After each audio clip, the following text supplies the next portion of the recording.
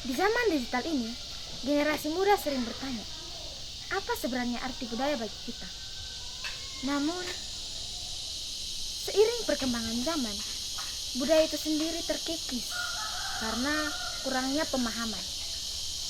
Hari ini, kami 4 siswa yang berasal dari SMA Negeri Tekas akan menggali informasi dan ikut melestarikan budaya yang berada di salah satu desa di Kabupaten Timur Tengah Utara, yakni Desa Tekas.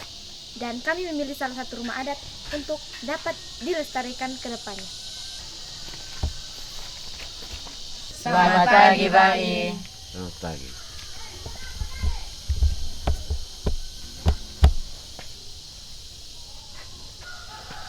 Baik, hari ini kami ingin mengetahui tentang rumah adat yang berada di Desa Tekas ini.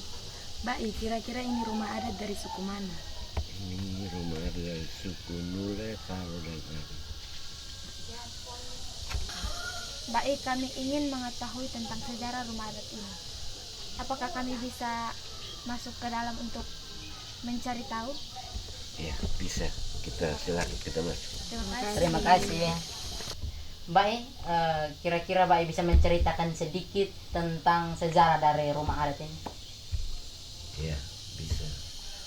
Jadi untuk sejarah rumah adat ini dia punya nama Unit Metais yang terdiri dari 3 suku, yaitu Nule, Palo, Abi. Nule, Palo, Abi dia punya rumah adat 1. Dan untuk Nule, Palo, Abi ini kan punya rumah adat ini di Desa Tekas, di kampung ini statusnya kami perempuan. Kami perempuan karena kami sebagai pendatang, tuan tanah di sini sudah menempat kami di sini untuk duduk, dan status kami perempuan. Oh iya, Bai. Apa sebabnya Nule kalau Abi statusnya perempuan? Oh ya, jadi Nule, Palo, Abi status perempuan karena kami berasal dari kampung Haumeni, dari Bikomi, Haumeni. Yang datang pertama Nule, yang datang kedua Palo, datang ketiga Abi.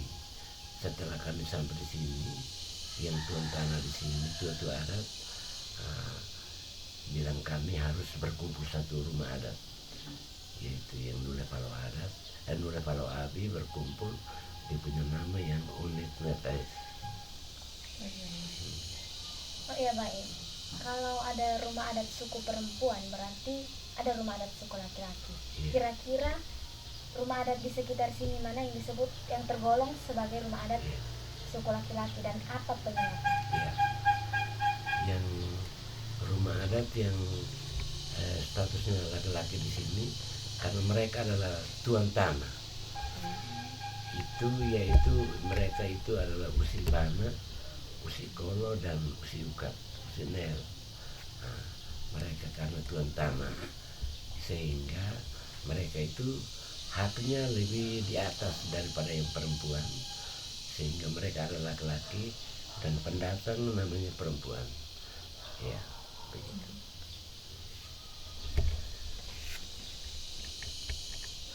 Tadi Mbak I sempat menyebutkan tentang Unit Metais. Itu artinya apa, Mbak I? Unit Metais ini adalah artinya salah satu nama yang merangkul 3 suku untuk tidak boleh terpisah. Baik, apakah masih ada peninggalan leluhur di dalam rumah adat ini? Ya, ada. Tidak seberapa, tapi ada. Itu orang tua yang paling pertama mendirikan ini Nule, Palo, Abi, yang kasih kumpul mereka pertama, dia punya harta milik yang ini sekalian dengan gong yang besar ini.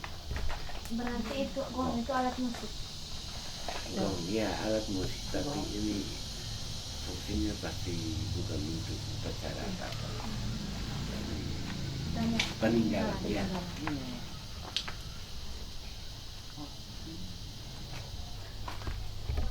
Terus Mbak I, kira-kira kalau kalau seandainya kami ingin berbicara dengan leluhur itu kami melakukan komunikasinya dengan cara apa?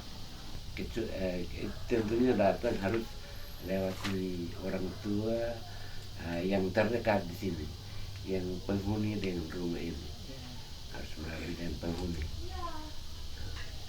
Sehingga penghuni di sini kami ada 3 orang, jadi ada Nule, perwakilan dari Nule 1 orang, saya sendiri, kemudian Palo ada di bawah, dan Abi itu bapak saya.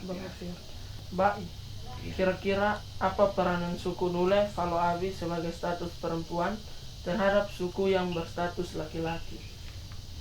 Ya, kalau ngomong tentang peranan Nule Palo Abi karena statusnya perempuan.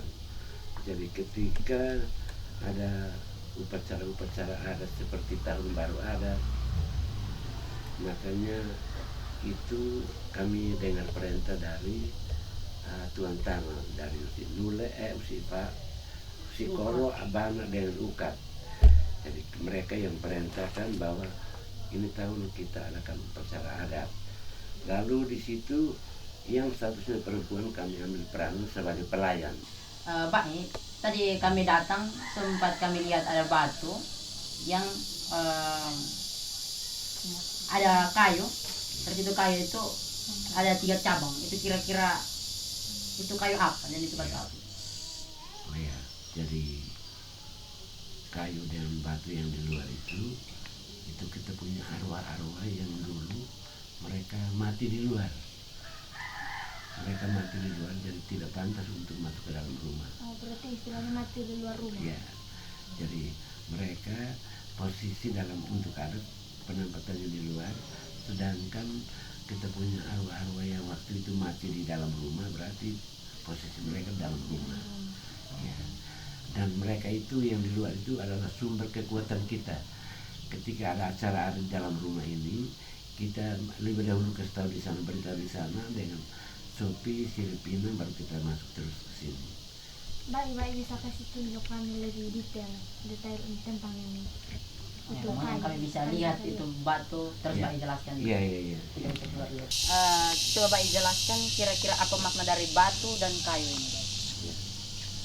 Jadi yang seperti tadi yang saya sudah jelaskan bahwa kita punya arwah-arwah dulu itu yang mati di luar, mereka ditempatkan di bagian luar, sedangkan yang mati dalam rumah mereka di bagian dalam. Untuk ini semua arwah yang mati ini hanya berlaku untuk arwah yang berasal dari kalangan Nule, Palo dan Abi. Tidak semua. Jadi arwah yang mati di luar dari Nule, Palo, Abi ditempatkan sini. Dan di sini kami ada pasang batu. Ini penghormatan kita untuk arwah dan kita persilakan untuk mereka duduk di sini. Dan kenapa pasang ini kayu? Kayu ini namanya kayu nikis. Kayu nikis dia lebih kuat dari semua kayu yang lain. Ini melambangkan bahwa arwah-arwah kita, mereka sebagai pelindung kekuatan mereka seperti kayu. Kalau diperhatikan, kayu ini memiliki 3 cabang. Apa makna dari 3 cabang tersebut? Makna dari 3 cabang ini seperti yang tadi saya disampaikan bahwa sini ada Nule, Palo dan Abi. Jadi kalau ada arwah-arwah yang sudah mati di luar yang bisa ditangkap di luar, berarti juga ada Nule, ada Palo dan ada Abi. Ini merangkul mereka. Semua arwah yang mati di luar ada 3 juga. Setelah melalui proses pembelajaran hari ini, kami berempat sudah mengetahui lebih lanjut tentang apa makna budaya itu sendiri.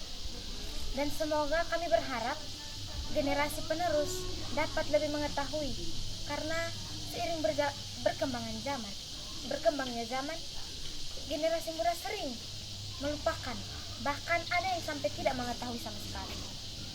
Jadi semoga dengan wawancara hari ini kita semua dapat mengetahui sejarah dan tidak melupakannya. Dan dari hari ini juga kami mempelajari bahwa literasi bukan hanya membaca, tetapi dengan mengetahui budaya dan leluhur.